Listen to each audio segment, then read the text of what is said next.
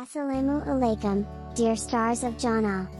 In this episode, we witness one of the most heartfelt and profound moments in the Seerah, the Prophet Muhammad's, peace be upon him, farewell pilgrimage and his final public address to the Ummah. In the 10th year after Hijrah, the Prophet, peace be upon him, announced he would be performing Hajj. Over 120,000 companions joined him. It was a moment of unity, spiritual renewal, and guidance.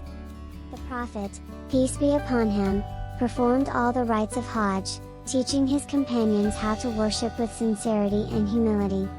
This became known as Hajjatul Wada, the farewell pilgrimage. Standing on the plain of Arafah, he delivered his legendary Khutbah. His message was timeless: the sanctity of life, property, and honor. Equal rights of all humans, regardless of race or status.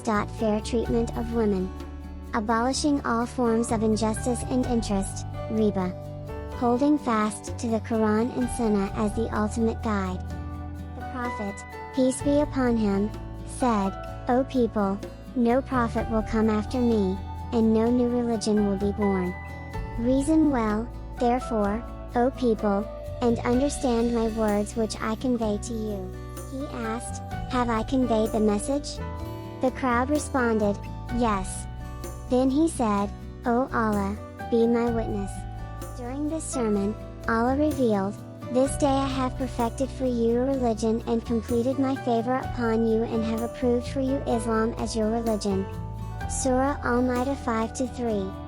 This was not just a sermon, it was a legacy. A call to justice, unity, and faith that echoes across time. In episode 13, we will cover the final days of the Prophet, peace be upon him, and how he prepared the Ummah for a future without him.